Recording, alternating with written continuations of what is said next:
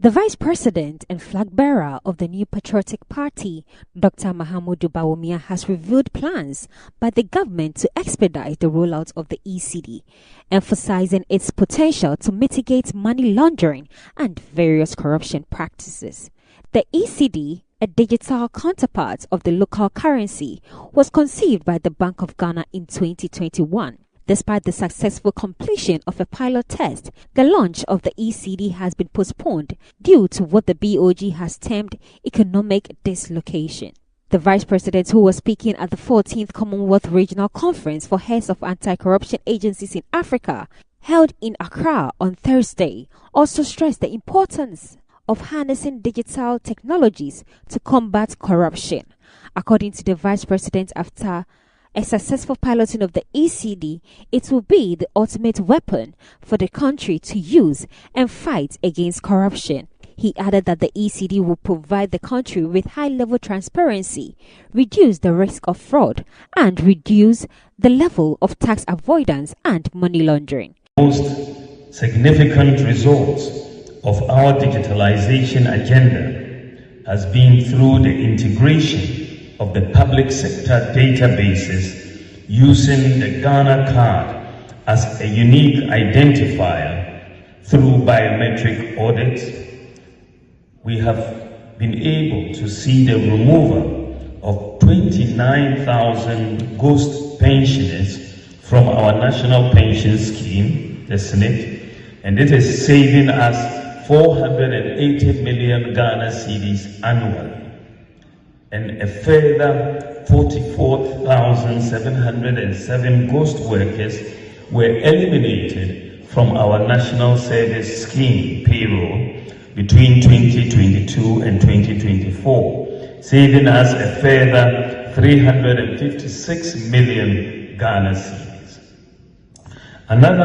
So basically what we have done with payroll and the ghost worker phenomenon had been with us for a very long time, and with the digitalization tools, we just said, well, let's go with the Ghana card, which is biometric identification, and deal with this problem of ghost workers, since ghosts do not have fingerprints. Once we required the fingerprints, the ghosts disappeared. We're also using digital technology to track money and suspicious activity. And this, we are working very closely with the central bank. And they are piloting to introduce a central bank digital currency, the CBDC, which we call the ECD. And with the successful piloting of the ECD, which has gone so far, which is essentially a digital version of our currency with appropriate privacy protections. With that successful pilot, it will eliminate, it will be the ultimate weapon in our fight against corruption. Dr. Mahamudu Bawumia also used the occasion to disclose that officials of the Electricity Company of Ghana sabotage government's efforts to digitalize revenue collection. He explained that some staff at the IT unit at ECG introduced ransomware to collapse the system, adding that it took the intervention of national security to discover the staff behind the sabotage. According to Dr. Bawumia, digitization at the ECG has been able to improve revenue collection from 450 million Ghana cedis a month to over 1 billion cedis a month. I said we need to send in a team to digitalize revenue collection at the Electricity Company of Ghana. So we sent in a team and we began the process of digitalizing. Can you believe that workers within the system sabotaged? They put in ransomware into the whole system. They put in ransomware and the system essentially collapsed. We had to send in national security, eventually found that it was some of the staff in the IT department who were culpable, and we found the computer from which this ransomware was injected in the system. It took us a while to restore this system. In fact, they asked for a ransom actually for this to work. Can you imagine that we should pay? They submitted a bill that we should pay for them to let the system work again. But anyway, they were arrested, and we restored the system, and we digitalized the system, and we said that no more cash payments for electricity in Ghana. You can only pay by mobile money, by your electronic bank transfers, and so that is now the case.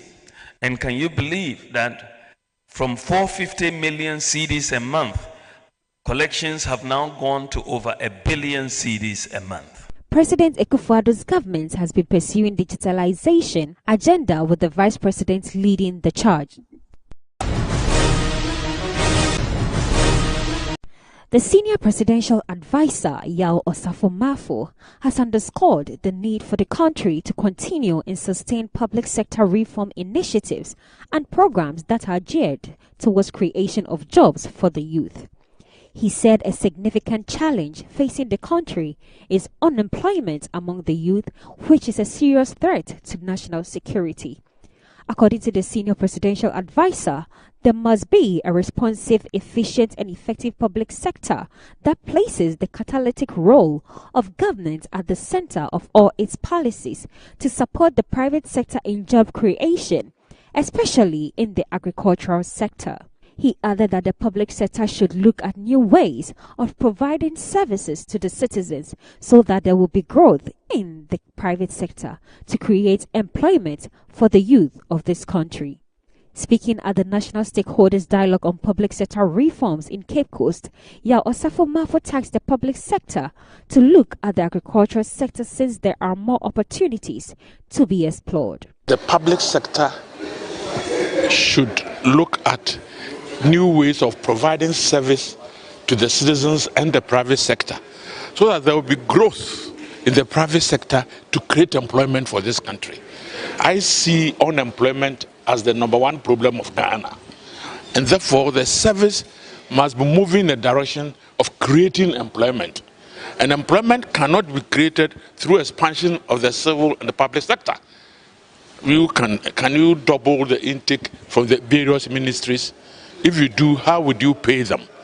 But we can have a situation where people come in with new technology, establish certain industries, establish certain agricultural ventures to create employment. I think that the Minister of Agriculture should narrow itself to policy. The Minister of Agriculture knows, and we all know, that we have a lot of good arable land in this country. Ghana has a lot of arable land. We have good rainfall pattern. And where we don't have it, we can even irrigate. So how do we attract young men and women into farming? By creating a market for them, by making it look lucrative and easy. That's how I see it. These are some of the things I talk, thinking outside the box. When you say people should go and look for job from where? They should look for a job that comes out of our land and the land we have. So why don't we make it easy for people to go into agriculture? If we create a market for them, they don't have to be looking for where to sell their product because you have a system to sell for them. I've been preaching for years, people going into agriculture. Nobody is going. So it means that our method of preaching is not working. So let's think outside the box. Let's create a situation to make it easy for young graduates like some of you to get into farming.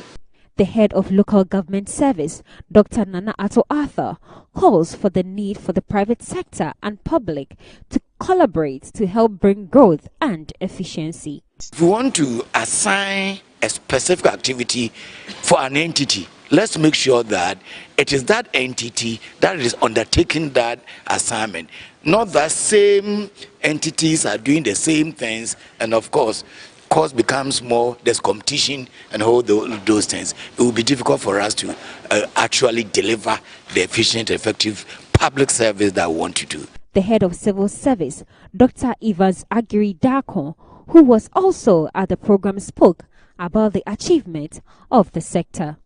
We've made tremendous progress under the Fourth Republic than any of the republics that we've had. I mean, check the number of people, the women who have gone to school. We have more women educated today than ever before in the history of this country. Look at access to water, look at access to roads. Even though we still have problems, it doesn't mean we have not made progress. What we are saying is that we deserve better. That is what it is, that we are institutionalizing reforms. And for me, that is an admission that there's something good can always be done.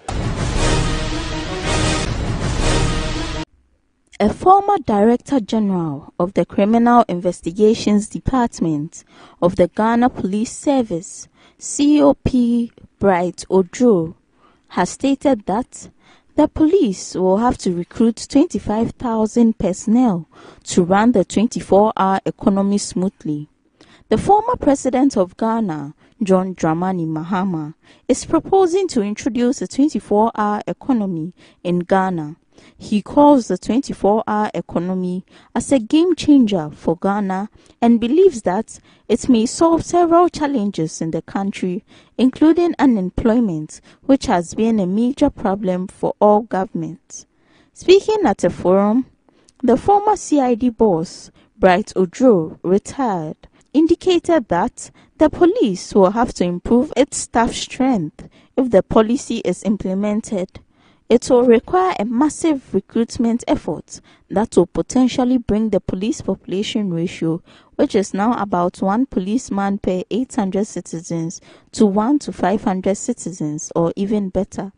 An additional massive police recruitment of 25,000 will be needed to top up the present police strength of about 42,000, and to make it up to the UN minimum ratio of 1 to 500, he said the police logistical base needs to improve to help the police do their part in the implementation of the 24-hour economy. We will require massive recruitment effort that will potentially bring the police population ratio, which is now about 1 to 800, 1 policeman to 800 citizens, to 1 to 500, or even better. Even better, I mean 1 to 400, 1 to 300, better. An additional massive recruitment of about 25,000 police personnel will be needed to top up the present police strength of about 42,000 and to make up the UN minimum ratio of 1 to 500. So the UN minimum ratio of police to population is 1 to 500. And if the police population is about 42,000, we will need to make about 67,000 police officers, and that means we have to recruit 25,000 officers to be able to police every corner of Ghana and make sure that the policy runs successfully. What about logistics? Police logistical base has to improve, and therefore we are talking about vehicles, we are talking about communication equipment, we are talking about arms and ammunition, even though most of us fear weapons, but that is the only way the police can also do their part. Several Ghanaian economists have raised doubts about the practicality of former President John Mahama's 24-hour economy initiative. Notable among them is Kwame Pienim, who stressed the pivotal role of electricity in sustaining such an economy. He pointed out the current challenges the nation faces with businesses operating on single shifts.